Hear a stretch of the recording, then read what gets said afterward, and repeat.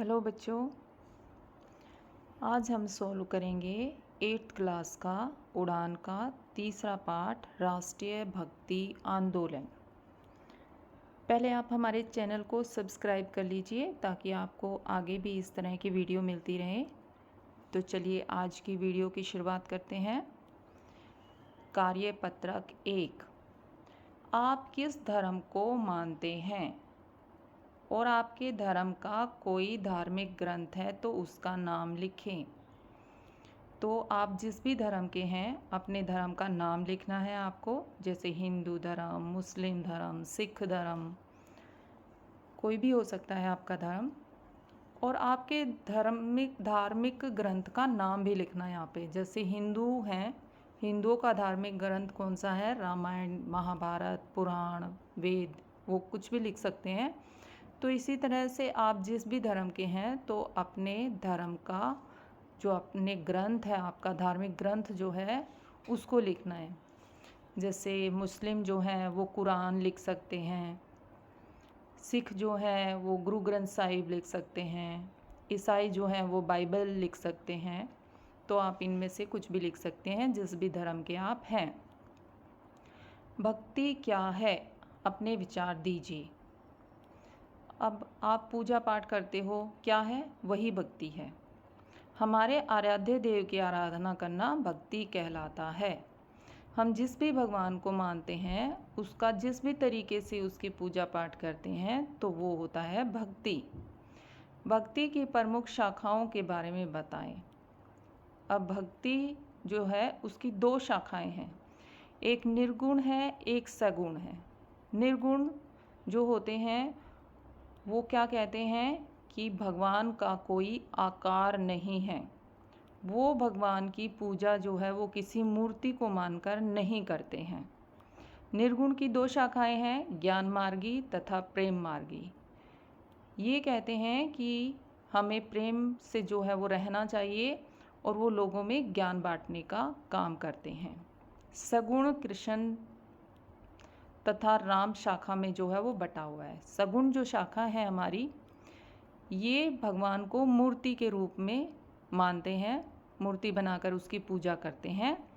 जैसे कुछ भक्त जो हैं वो कृष्ण की उपासना करते हैं, कुछ राम की उपासना करते हैं। आगे आने वाली स्लाइड में हम पढ़ेंगे कि जो हमारे संत हुए हैं, धार्मिक गुरु जो हुए हैं, वो कौन से मार्ग पर चलते थे और किस भगवान की जो है वो पूजा करते थे।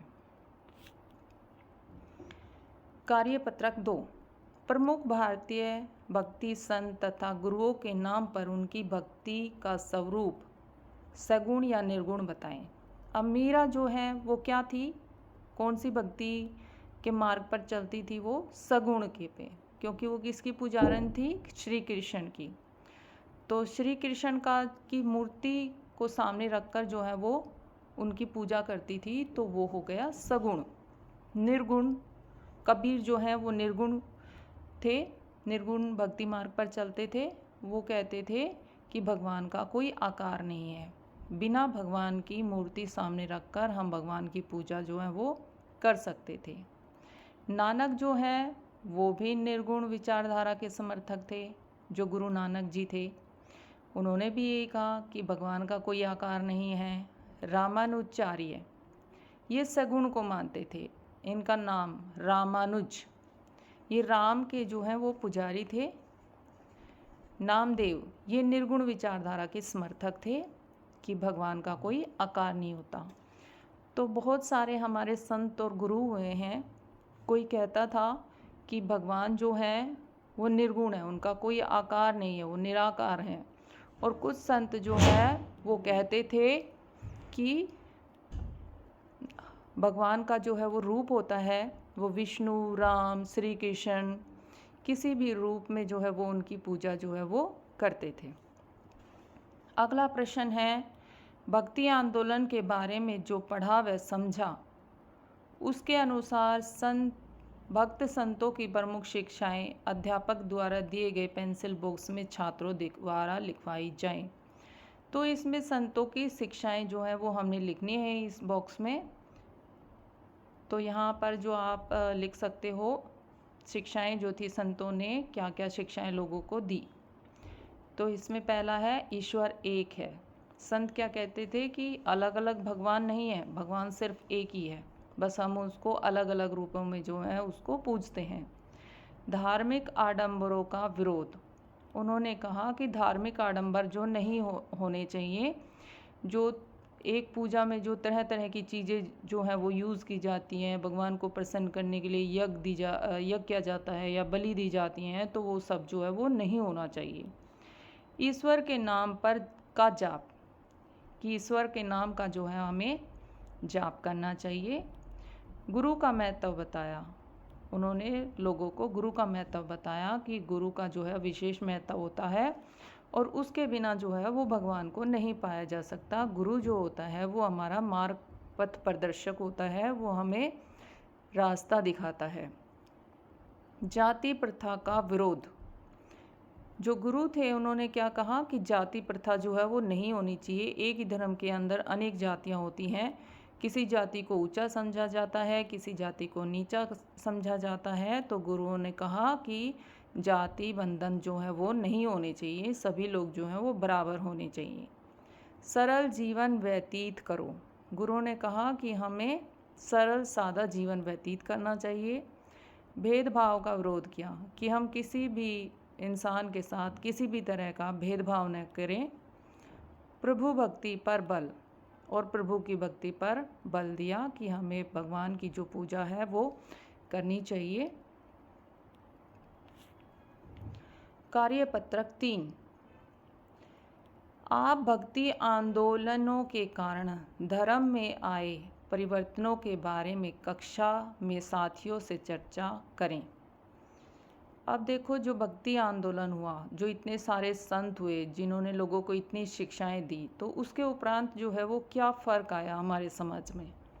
तो धार्मिक आडंबर कम हुए कि लोगों ने जो है वो इतना पूजा पाठ करना, इतने यज्ञ करना या इतनी सारी चीज़ें जो हैं वो करना बंद कर दी, क्योंकि गुरुओं ने क्या बताया कि हम सीधा सच्चे मन से बिना किसी पूजा पाठ के या बहुत सारी चीज़ें इकट्ठी करके कि भगवान को ये भोग लगाना है, इस तरह से करना है, तो इसके बिना भी हम भगवान को प्राप्त कर सकते हैं और मोक्ष प्राप्त कर सकते हैं। मोक्ष प्राप्त क्या होता है? जन्म मरण के बंधन से छुटकारा पाना, कि हम में बार बार जन्म नहीं लेंगे, हम बार बार मरेंगे नहीं, तो वो होता है मोक्ष प्राप्त करना।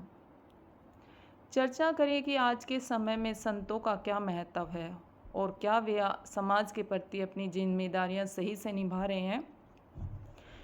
तो आज के समय में भी संतों का बहुत महत्व है। बहुत सारे लोग जो हैं वो संतों का जो है वो उपदेश जो है वो सुनते हैं, सुनने के लिए जाते हैं। और आजकल के जो संत हैं वो भी लोगों को सही मार्ग पर चलने की राह दिखा रहे हैं कि उन्हें क्या करना चाहिए, क्या नहीं करना चाहिए। तीसरा प्रश्न है, भक्ति आंदोलन के संतों की प्रमुख साहित्य रचनाओं के नाम क्या हैं तथा वे किसका प्रतीक हैं। अब जो ये संत हुए, इन्होंने जो है इनकी रचनाएं जो हैं वो संकलित हैं कुछ किताबों में। तो ये किताबें जो हैं वो किसका प्रतीक हैं? तो जयदेव जी जो थे, गीत गोविंद, गीत और गोविंद के बीच में कोमा दिया हुआ है, वो नहीं है, इसमें गलती से ये लग गया है। तो जयदेव का गीत गोविंद ये पुस्तक है। कबीर की बीजक ये एक पुस्तक है, तथा गुरु नानक देव का जपू जी ये भी एक पुस्तक है। ठीक है, ये साहित्यिक रचनाएं हैं, उन्होंने इनकी रचनाएं की थी। और इनमें क्या है, सामाजिक समरसता का प्रतीक थे ये जो साहित्य थे, मतलब कि हमें समाज में जो है वो आपस में प्रेम प्यार से रहना चाहिए। अब आता है हमारा कार्यपत्रक 4। इसमें हमने रिक्त स्थान भरने हैं। रामानुजाचार्य खालिस्तान के उपासक थे। रामानुजाचार्य जो है वो विष्णु के उपासक थे। राम जो है वो उन्हीं के अवतार थे। अगला प्रश्न है, कबीर दास ने खालिस्तान तथा खालिस्तान का विरोध किया। कबीर दास ने छुआछूत और आडंबरों का विरोध किया। कि छुआछूत क्या होता है कि कोई नीची जाति वाला किसी को समझते हैं कि अगर इसने हमें छू लिया है तो हमारा धर्म भ्रष्ट हो जाएगा, हम गंदे हो गए, हमें नहाना पड़ेगा। ये होता है छुआछूत। पुराने समय में ये प्रथा जो थी, अभी जो है वो बहुत कम हो गई है, ना के बराबर है। और आडंबर, आडंबर होता है बहुत ज़्यादा दिखावा करना किसी चीज़ को करने के लिए। तो उन्होंने कहा कि ये सब चीज़ें जो है वो नहीं होनी चाहिए। अलवारों की संख्या 12 थी। अलवार क्या होते थे? ये दक्षिण भारत के संत थे और ये विष्णु के उपासक थे, तो इनको अलवार कहा जाता था और इनकी संख्या थी 12। धन्ना भगत, धन्ना भगत भी जो है वो एक संत थे और किसान परिवार से जो है ये संबंध रखते थे। अब मिलान करने हैं, नीचे हमें रविदास का मिलान करना है वाराणसी से, क्योंकि रविदास जो है वो वाराणसी के थे। रसखान, सैयद इब्राहिम, रसखान जो थे वो जन्म से जो है वो मुस्लिम थे, सैयद इब्राहिम थे, लेकिन उनको रसखान के नाम से जो है वो जाना जाता है। उसके बाद आता है मीराबाई। मीराबाई को हम सगुण भक्ति से मिलाएंगे क्योंकि वो कृष्ण की उपासक थी। तो किसी भगवान का नाम, जो विशेष भगवान जो होते हैं जैसे राम, कृष्ण, विष्णु, अगर हम इनकी पूजा पाठ करते हैं, इनको मूर्ति बनाकर इनकी पूजा करते हैं, तो वो क्या हो गया? सगुण। कबीर जो थे उसको मिलाएंगे हम निर्गुण से, क्योंकि कबीर क्या कहते थे? भगवान जो है निर्गुण है, निराकार है, उसका कोई आकार नहीं है। अब हम करेंगे कार्यपत्रक 5। आपके विचार में मध्यकाल में भक्ति आंदोलन के उदय के क्या कारण थे? तो जब भक्ति आंदोलन का उदय हुआ तो हमारे समाज में जो है वो बहुत सारी बुराइयां आ चुकी थी। तो कुछ गुरु जो हैं वो हुए और उन्होंने समाज को जो है वो बदलने का निश्चय किया और लोगों को जो है वो शिक्षा देने का कार्य किया। तो उस समय पे क्या था? जाति बंधन कड़े हो गए थे।